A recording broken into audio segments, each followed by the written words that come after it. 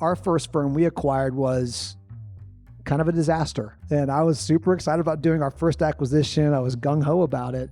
And we had incredibly dissimilar ways that we worked. And even though on paper, we delivered some of the same services, but the way we did it was so different. And we waited. We didn't want to disrupt things. We waited a long time. We didn't want to.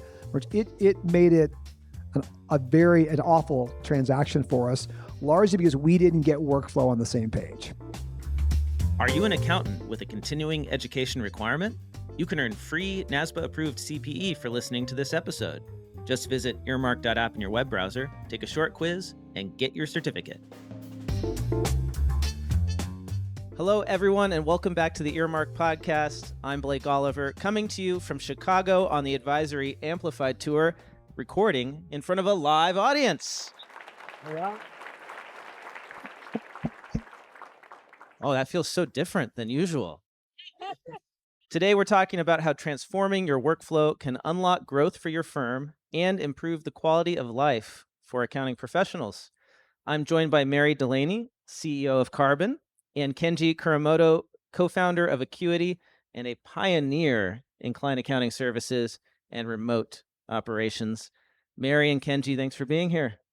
Thanks for having us. Thanks, Blake. So I'm so happy that we are recording today, Mary, because the news just dropped this morning that Karbon is acquiring Aider. Big deal. And it's so tied into this workflow discussion that we've been having today at the conference and in general. Can you tell us a little bit about this partnership that has turned into a combination? Yes, thank you. It's a very exciting day for Karbon, Aider, and the industry. Aider we're here talking about advisory, and Aider's all about automating month end and getting you to insights that you can immediately share back with your customers. And our view of AI and our job is to help you do what only you can do and what gives you energy and adds value to your customers, and to automate what we can. And so with that Aider partnership, we'll be able to do that. So when you talk about workflow and in particular this phrase workflow revolution, what does that mean inside of a small firm? I think it starts, first of all, you talked earlier today about early in your career, and it was the Blake art. You were an advisor and it was you. There was not a workflow that told you what to do. It was you. That's what they were selling. To me, workflow is turning it into a science. So it's first watching your people, what they do, sitting down and doing chair sides or time studies, or a project, walk through, and then defining the steps. And then you automate, you eliminate, you delegate, and you come up with a process or a workflow that you lock in. And then you find a partner in technology to automate it in tech. And I think with technology, it's important not only to find the right tech, but to find technology or a company that has a pointed solution. They have an opinion on how accounting and workflow should work, and they surround you with a community that will help uplift you. So taking accounting from an art to more of a science, it's kind of funny to think of it that way, but I feel like a lot of the time, accounting is an art in that or a craft, right? It's practiced by the individual. Kenji, when you started, that was, I know from, our discussions in the past that was very much how you did it, right? You were the practitioner, you did everything, right? You were the artist. I feel like you're saying I'm old, Blake, which is true. like me. How did you approach building workflow in your firm at Acuity? Like, how did you go from being the guy doing it all to having the firm doing it? Well, it's amazing to see where we've gotten to today. It's such great news with Karbon and Aider coming together. So huge congrats on that, Mary, and all the team.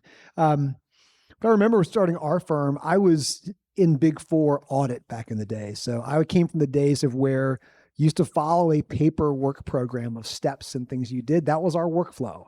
And so as we kind of moved into Acuity and founded our firm, we started feeling pretty good about the fact that we were kind of like, okay, let's put our workflow into Excel. Because, right, that's the native language or place where all of us accountants like to work. So we did that there. We started actually investing in some tools over time that gave us more visibility into the tasks that we were performing or the team members. But it's pretty amazing. And it still only became, I'd look at it like a kind of digitized checklist. Like that's where workflow kind of went. Even today, I will say at some place that felt like you get to where, you have a better digitized work tool. And so I thought for a long time that the epitome of what an ideal workflow would look like would be when you completed some task, somehow the tool just knew it and it checked it off. So you didn't have to go back and check off, I did this piece of work, which I think looking at what's happened today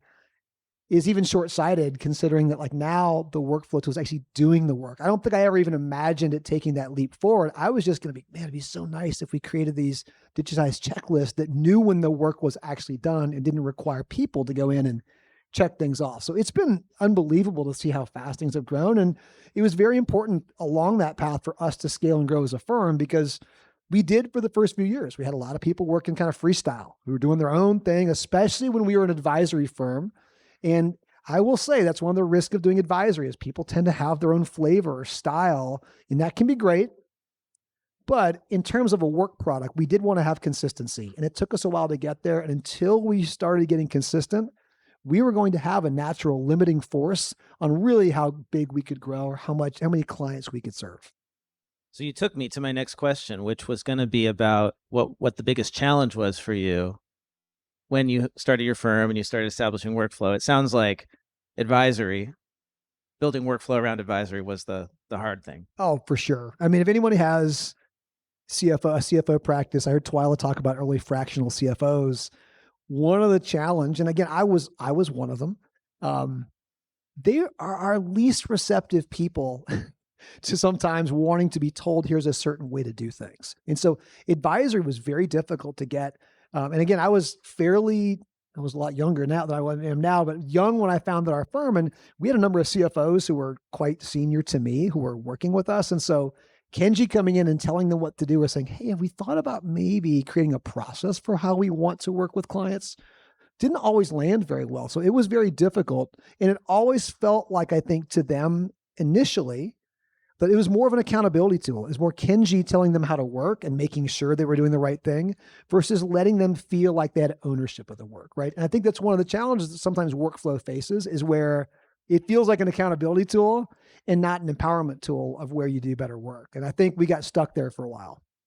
An empowerment tool, not an accountability tool, not micromanaging these high-level folks, these CFO-level people.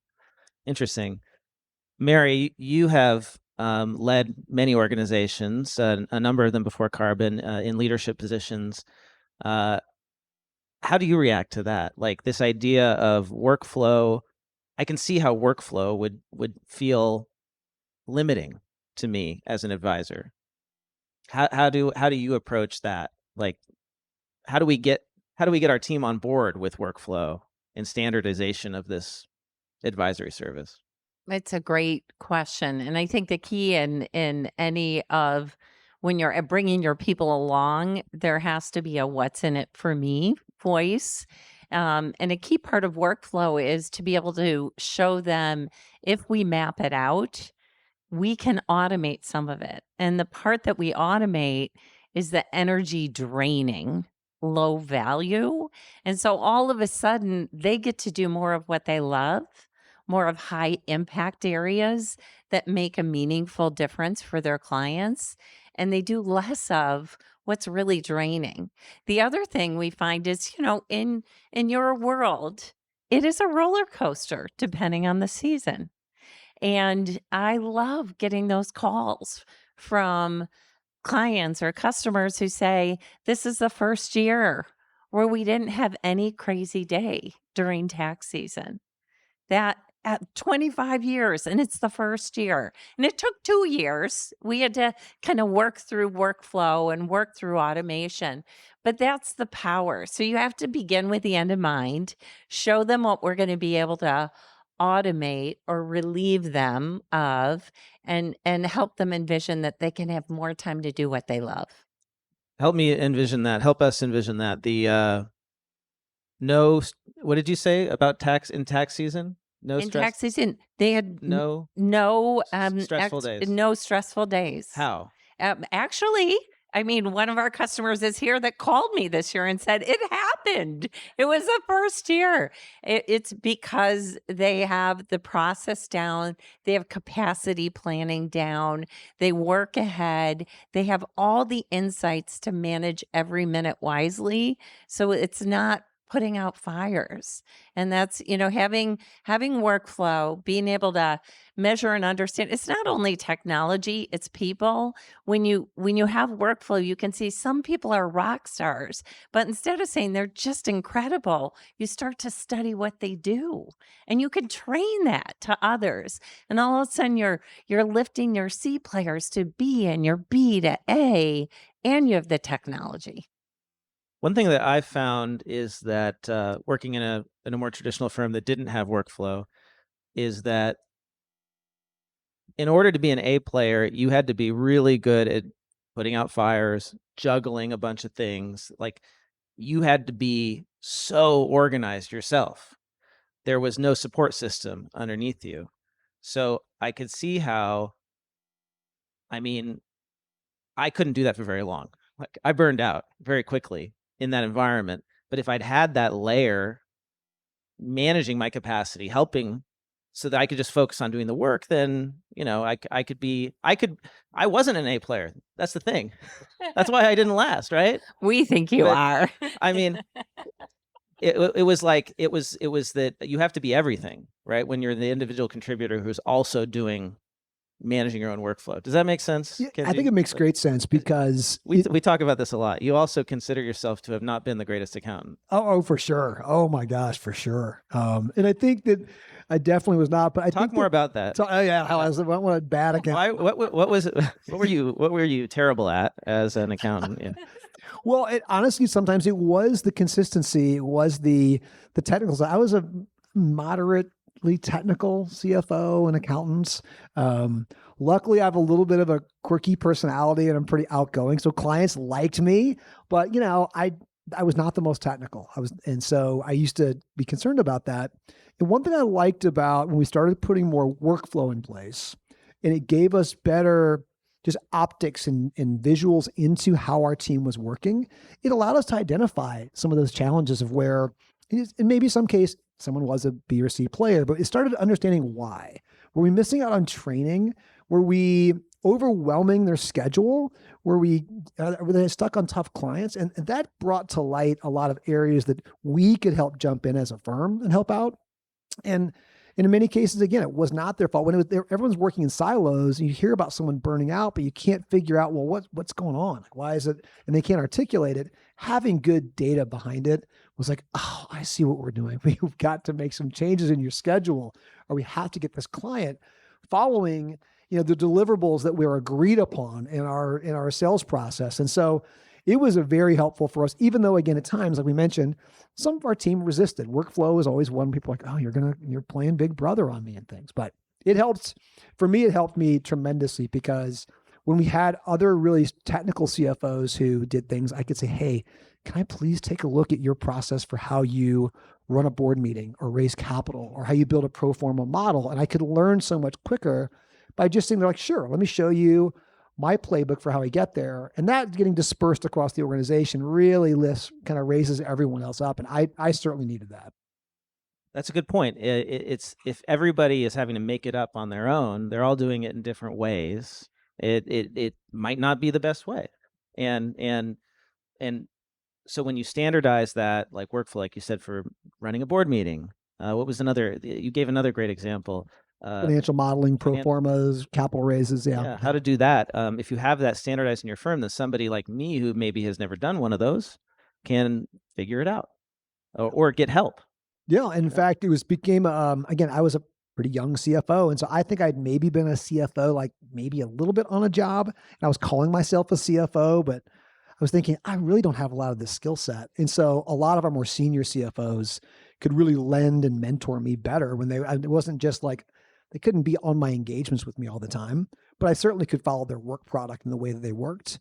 And we started targeting other CFOs to come to Acuity. We said, hey, actually, those who aspired to be CFOs, maybe they're a controller at their last job or they're a VP of finance. They were trying to get that experience as a CFO.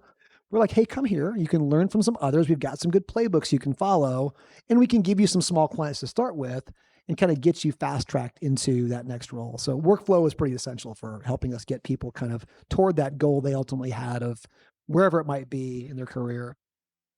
It also helps you productize services better, right? Because you can deliver them in a standardized way. Mary, let me ask you this.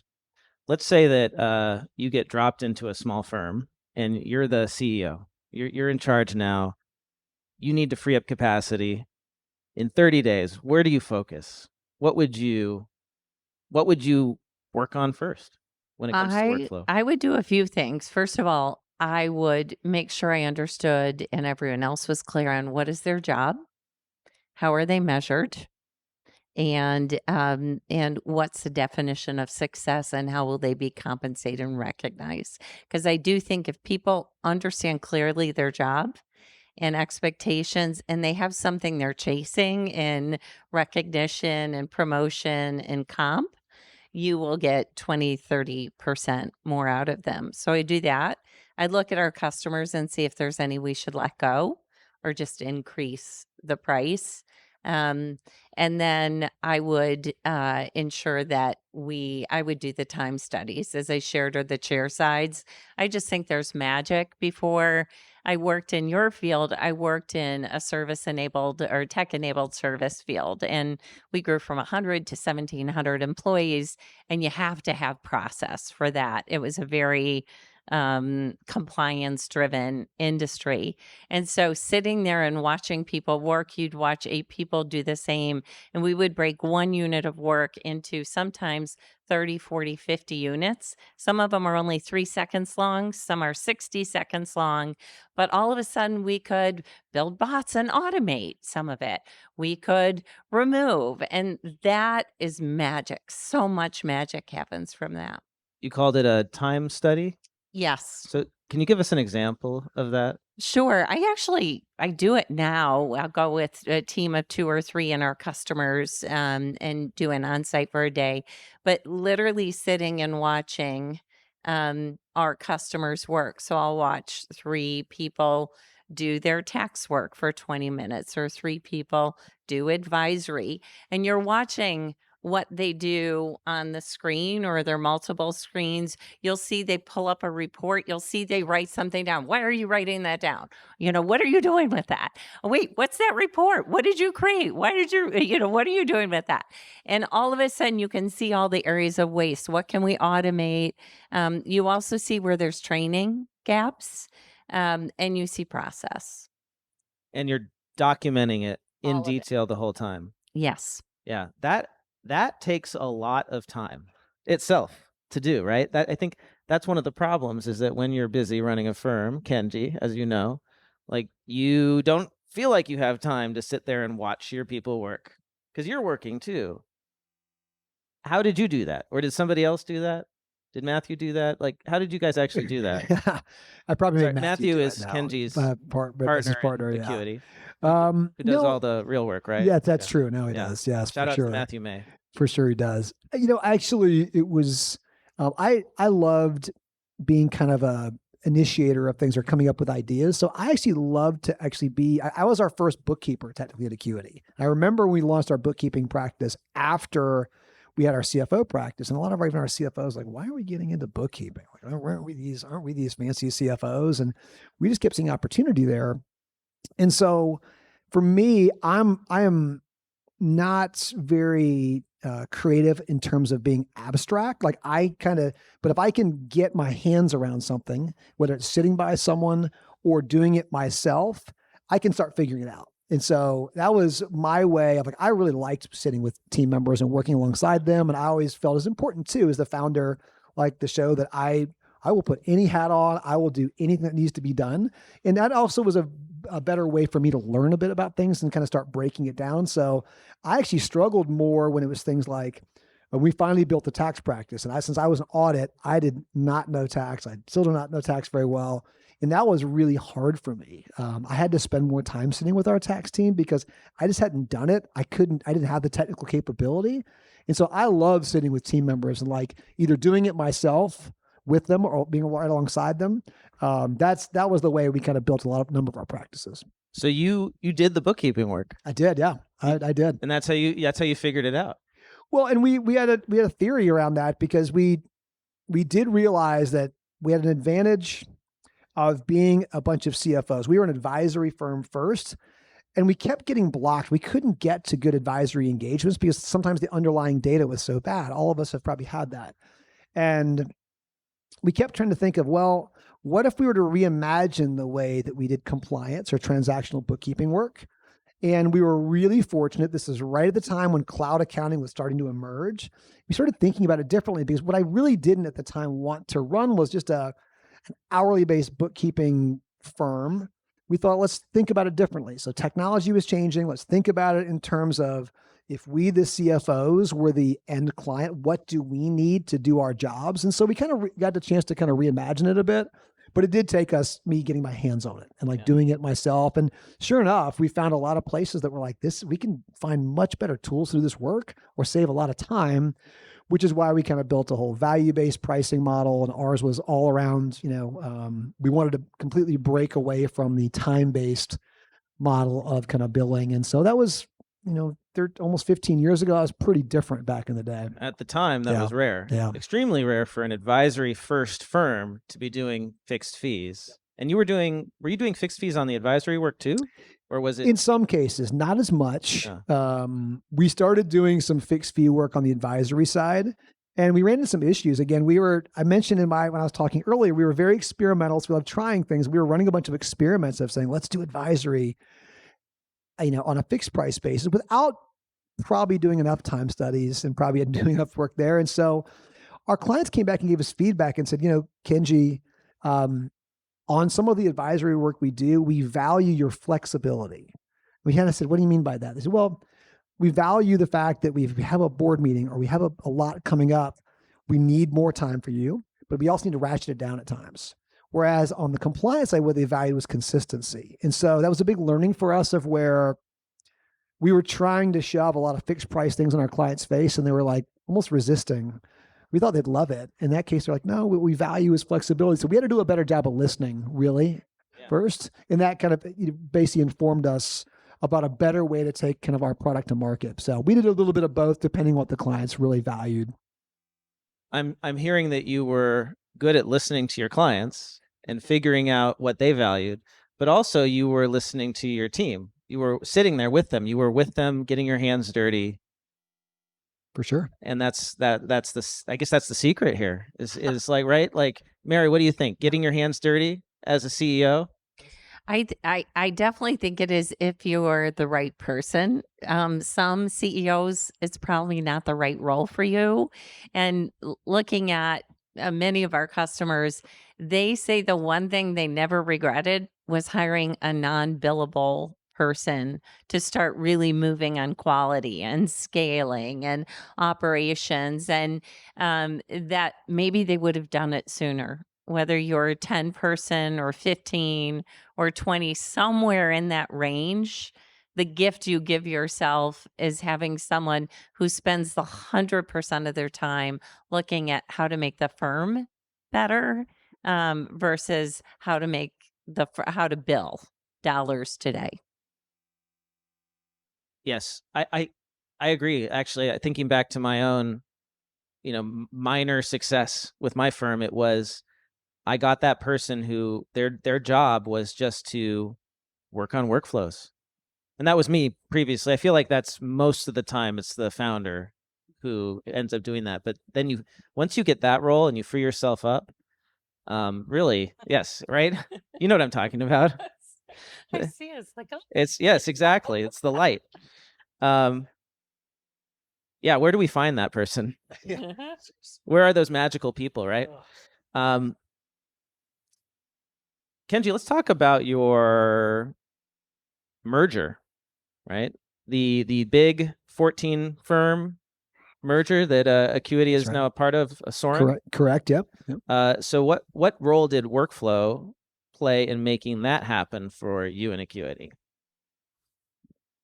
But when you're integrating, whether it's even one firm, which we had acquired a couple firms before, or you're smashing together 14 or 15 of them, yeah, I think there's probably many who've gone through some version of an acquisition. And I think we know now that most acquisitions don't fail because the deal wasn't good. It's the integration doesn't work. And so the integration is critically important. You've either seen this yourself or with clients.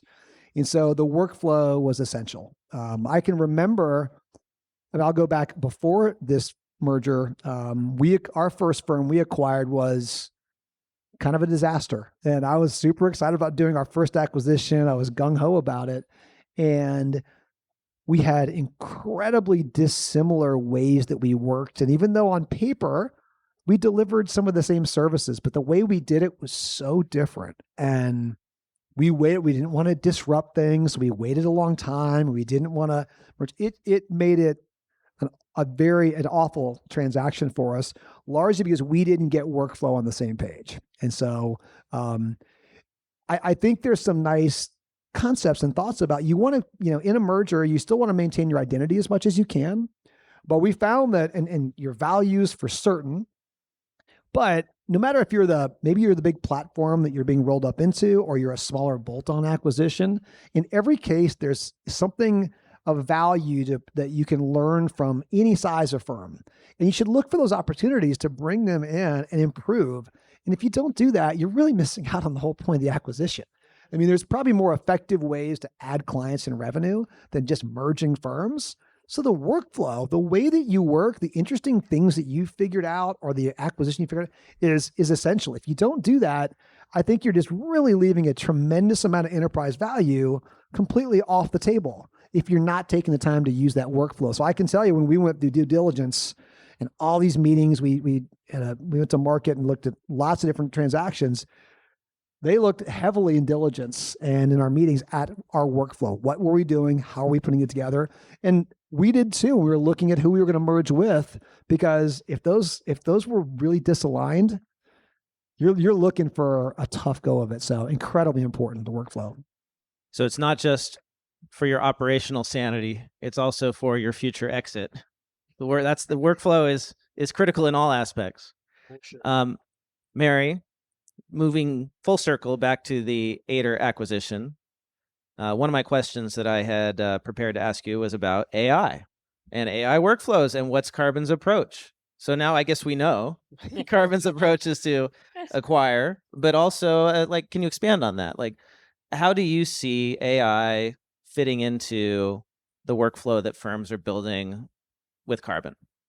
Yeah, a great question. To me, AI is it helps you build great product. It's not the product itself.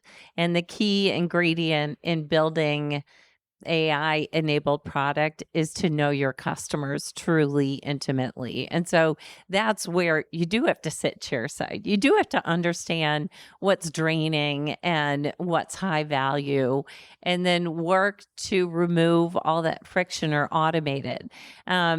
The challenge with AI is it's highly imperfect. We read stories every day, and very sad stories that show that AI has a long way to go.